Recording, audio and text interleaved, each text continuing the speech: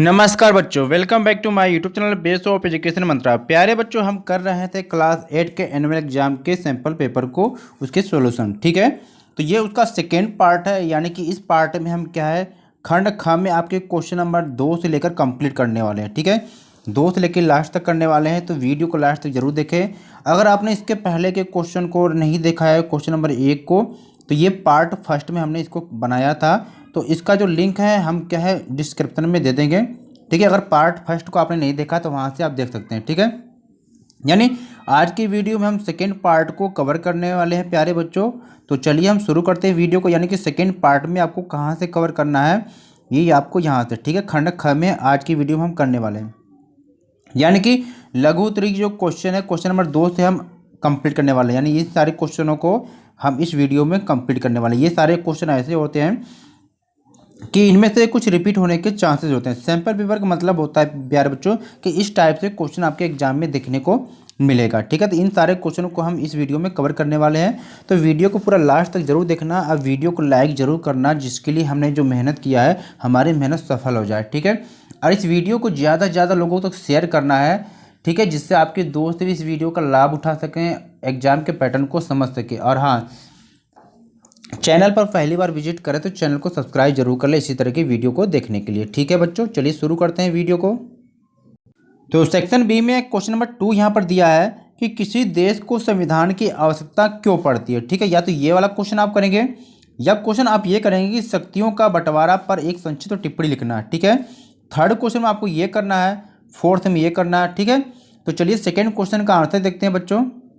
तो प्यारे बच्चों, सेकेंड क्वेश्चन को हम यहाँ पर देखते हैं। ठीक है, खंड ख में क्वेश्चन नंबर 2 से 5 तक जो आपके है, ठीक है, जो 3 अंक वाले आपके क्वेश्चन है। ठीक है, चलिए यहाँ पर देखते हैं कि सेकेंड क्वेश्चन आपका दिया हुआ है कि किसी देश को संविधान की आवश्यकता क्यों पड़ती है। ठीक है, किसी भी देश को संविधान की आवश्यकता क्यों पड़ती है, तो चलिए देखते हैं संविधान की आवश्यकता। ठीक है, पहले पॉइंट में आप नोट करेंगे कि लोकतांत्रिक सरकार का निर्माण और उसके कार्य तय करने के लिए। ठीक है, दूसरे पॉइंट में लिखेंगे सरकार के विभिन्न अंगों के अधिकार क्षेत्र तय करने के लिए।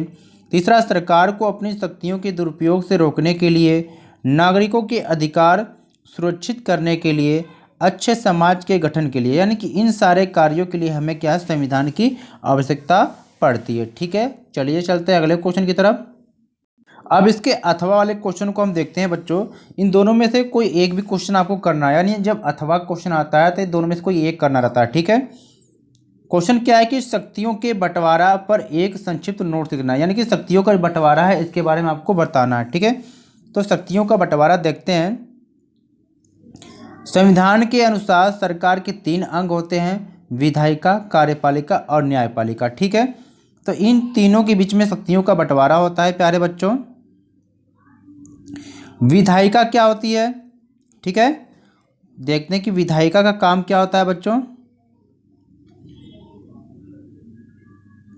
तो विधायिका का जो काम होता है ना, ये कानूनों का क्या करता है, निर्माण करता है। ठीक है, अब तो विधायिका क्या करती है, कानून बनाती है, यानी कि हमारे निर्वाचित जो प्रतिनिधि होते हैं, यानी कि जो विधायिका में क्या होते हैं, जिनको हम वोट देकर चुनकर भेजते हैं, ये वहीं पर होते हैं, ये हमारे प्रतिनिधि कहलाते हैं। तो ये क्या करते हैं, कानूनों का निर्माण करते हैं। ठीक है, और कार्यपालिका क्या करता है, तो कार्यपालिका करता है कि कानूनों का पालन करवाता है। ऐसे लोगों का समूह होता है जो कानूनों को लागू करवाता है। ठीक है, यानी शासन चलाने का काम देखते हैं। ठीक है, विधायिका कानूनों का निर्माण करती है, कार्यपालिका कानूनों का पालन करवाती है, न्यायपालिका यानी कि जो कानूनों का उल्लंघन करती है उसको दंड देती है। ठीक है, अब न्यायपालिका क्या है, जो कानूनों का उल्लंघन करती है उसको दंड देती है। ठीक है, न्यायालयों की जो व्यवस्था को ही क्या न्यायपालिका कहा जाता है। अब आगे क्या है, सरकार की किसी भी शाखा द्वारा सत्ता के दुरुपयोग को रोकने के लिए ये प्रावधान किया गया है कि इन सभी अंगों की शक्तियाँ क्या है, एक दूसरे से अलग रहे। अगर इन सारी शक्तियों को किसी एक के पास रहेगी तो उसका दुरुपयोग होने की संभावना ज़्यादा रहेगी। ठीक है, आगे क्या है, शक्तियों के इस बंटवारे के आधार पर क्या है, प्रत्येक अंग क्या है दूसरे अंग पर अंकुश रखता है, और इस तरह तीनों अंगों के बीच में क्या है, सत्ता का संतुलन बना रहता है। ठीक है बच्चों, चलिए अगले चलते हैं क्वेश्चन की तरफ।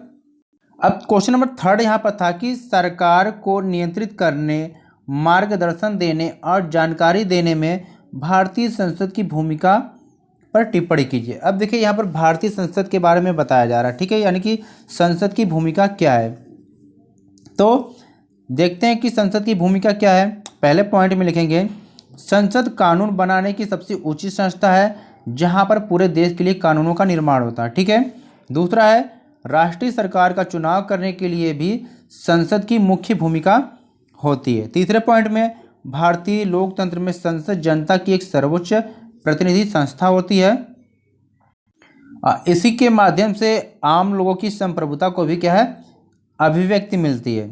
अगला है कि सरकार ही इस बात का प्रमाण है कि हमारी राजनीतिक व्यवस्था में जनता सबसे ऊपर है, ठीक है, यानी कि जनमत क्या सर्वोपरि है, ठीक है। अब हम चलते हैं क्वेश्चन नंबर 4 की तरफ बच्चों। क्वेश्चन नंबर 4 में क्या पूछा था आपसे कि भूमि संसाधन के संरक्षण के किन्हीं 3 उपायों को लिखिए, यानी कि जो भूमि संसाधन है इस संरक्षण के किन्हीं 3 उपाय, यानी कि बचने के 3 उपाय, ठीक है। तो भूमि संरक्षण के जो 3 उपाय है, तो आपकी बुक में बहुत सारे उपाय दिया हुआ है, कोई 3 उपाय लिख सकते हैं। तो पहला लिख लीजिए वृक्षारोपण, पेड़ लगाना। दूसरा है कि भूमि उद्धारण, रासायनिक कीटनाशकों और उर्वरकों के विनियमित उपयोग। तीसरा है अतिचारण पर रोक, ठीक है। अब इसमें ये अथवा वाले क्वेश्चन है, ठीक है, ये तीसरा अथवा वाले क्वेश्चन है, इन दोनों में से कोई एक करना है। जल संसाधन के संरक्षण के किन्हीं 3 उपाय बताइए, यानी कि जल को बचाने के लिए कोई 3 उपाय आपको करना है। आंसर है जल संसाधन संरक्षण के 3 उपाय। तो इसमें से पहला है कि प्रदूषित जल को क्या है, जल निकायों में छोड़ने से पूर्व क्या है, उपयुक्त विधि द्वारा संशोधित करना चाहिए। दूसरा है स्प्रिंकलों द्वारा सिंचाई करना चाहिए, यानी कि जो फव्वारे की तरह सिंचाई होती है जिससे जल बर्बाद नहीं होता है। तीसरा जो जल रिसाव होता है इसको कम करने के लिए नहर जो होती है इसको पक्का करना चाहिए, ठीक है। अगला है वाष्पीकरण की अधिक दर वाले शुष्क प्रदेशों में सिंचाई के लिए ड्रिप अथवा टपकन विधि का प्रयोग करना चाहिए, यानी कि जो पौधे यहाँ पर लगे रहते हैं बच्चों, तो हर पौधों के पास क्या एक नल लगा दिया जाता है, जो पानी वहाँ पर टपक टपक के उस पौधे की जड़ों में ही पानी जाता रहता है, जिससे पानी क्या है बर्बाद न होने पाता है, ठीक है। अब यहाँ पर हम करते हैं क्वेश्चन नंबर 5 कि वन्य जीवन पर एक संक्षिप्त नोट लिखें, यानी कि वन के जीवन पर संक्षिप्त नोट लिखना है। तो चलिए आंसर को देखते हैं कि वन्य जीवन का महत्व क्या है, ठीक है। तो वन और वन्य जीव क्या है, यह प्रकृति ही हमारे अस्तित्व की नींव है, ठीक है। यानी अगर इसको नष्ट हम कर देते हैं तो हमारा क्या है, विलुप्त होना हमारे लिए क्या, यानी कि पेड़ पौधे या प्रकृति नष्ट होती है तो ये हमारे जीवन के लिए भी एक खतरा का संकेत होता है, ठीक है। दूसरा है संरक्षण के प्रयासों द्वारा क्या है, पेड़ पौधों पक्षियों की प्रजातियां क्या है, सुरक्षित रहती है। देखिए जब जंगल ही नहीं रहेंगे तो वहाँ पे जंगलों में जो रहने वाले जीव जंतु हैं वो भी विलुप्त हो जाएंगे, ठीक है। एवं फलती फूलती है, ठीक है, जो हमारे पर्यावरण के लिए काफ़ी क्या लाभदायक होती है। जंगली जानवरों की जो प्रजातियां हैं ये भी सुरक्षित नहीं रहेंगी, जो इनका यह उपयोग, ठीक है, तो इनको भी बचाना जरूरी है बच्चों। तो इन सब चीज़ों के लिए क्या है, जंगल हमारे लिए बहुत ही महत्व होते हैं, ठीक है। प्यारे बच्चों अब हम करने वाले हैं सेक्शन सी, यानी खंड ग को करने वाले हैं। जो दीर्घ उत्तरी क्वेश्चन है, जो क्वेश्चन नंबर 6 और 7 को करना है, यानी कि इन दोनों क्वेश्चन को हम क्या है अब इसमें करने वाले हैं, ठीक है। यानी क्वेश्चन नंबर 6 में या तो ये करेंगे आप, या तो अथवा वाले क्वेश्चन में ये करेंगे, इन दोनों में से एक करना, यानी कि जहाँ पर अथवा दिया रहता है उन दोनों में से कोई एक करना होता है, ठीक है बच्चों। चलिए देखते हैं इसके आंसर को। तो प्यारे बच्चों सेक्शन ग को देखते हैं, ठीक है। क्वेश्चन नंबर 6 से 1857 की बगावत के बाद अंग्रेजों ने कौन कौन से मुख्य बदलाव किए। तो 1857 की जो बगावत के बाद अंग्रेजों ने क्या क्या बदलाव किया था उसको देखते हैं। 1857 की बगावत के बाद अंग्रेजों द्वारा किए गए जो बदलाव हैं निम्न हैं। पहला इन्होंने क्या किया था कि शासकों को उनके क्षेत्र पर शासन करने के अधिकार को क्या है उन्होंने सुनिश्चित किया, ठीक है। दूसरा है कि उत्तराधिकारी के रूप में पुत्र को गोद लेने की प्रथा को भी क्या इन्होंने मंजूरी देना पड़ा। तीसरा है ब्रिटिश सेना में भारतीय सिपाहियों के अनुपात को कम कर दिया गया, जबकि यूरोपीय सिपाहियों के अनुपात को क्या है बढ़ाया गया, ठीक है। सेना में गोरखा सिख एवं पठानों के अनुपात को भी बढ़ाया गया। आगे क्या है अंग्रेजों ने भारतीय रिवाज धर्म तथा सामाजिक प्रथाओं को भी क्या है सम्मान दिया। ठीक है, आगे क्या है, जमींदार एवं भूस्वामियों तथा जमीन पर उनके अधिकारों को सुरक्षित करने वाली नीतियां अपनाई गई। ठीक है, अब हम करने वाले हैं क्वेश्चन नंबर 6 के अथवा वाले क्वेश्चन को। 1857 की बगावत के प्रमुख कारण कौन कौन से थे, यानी 1857 की जो विद्रोह हुआ था, तो इस बगावत के कौन कौन से जो कारण प्रमुख थे, इसको हम करने वाले हैं। ठीक है, तो 1857 की बगावत के प्रमुख कारण थे यहाँ पर, पहला यहाँ पर नोट करेंगे कि अंग्रेज़ों की विस्तारवादी नीति।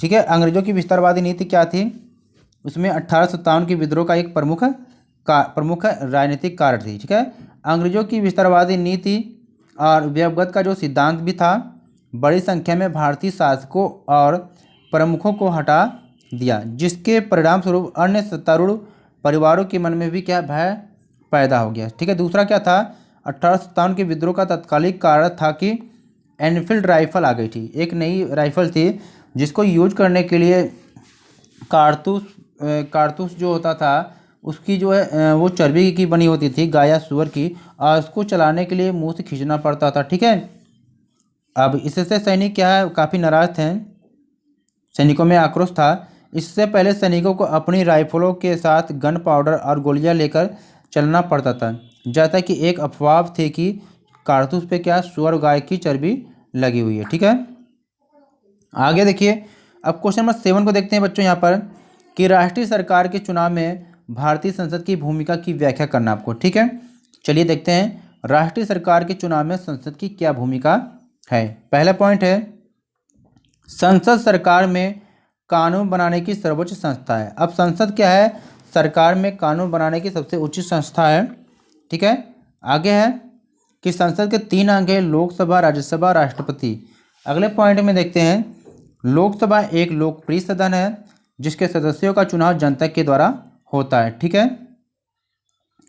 अगला है कि लोकसभा में बहुमत दल के नेता को राष्ट्रपति के प्रधानमंत्री नियुक्त करता है, और प्रधानमंत्री राष्ट्रपति के परामर्श से मंत्रिपरिषद का निर्माण करते हैं, जिससे पूरे देश की शासन व्यवस्था को चलाया जाता है। ठीक है, अगला है कि संसद में बनाए गए कानून को पूरे देश में लागू किया जाता है और उसका पालन क्या है, सभी लोग करते हैं।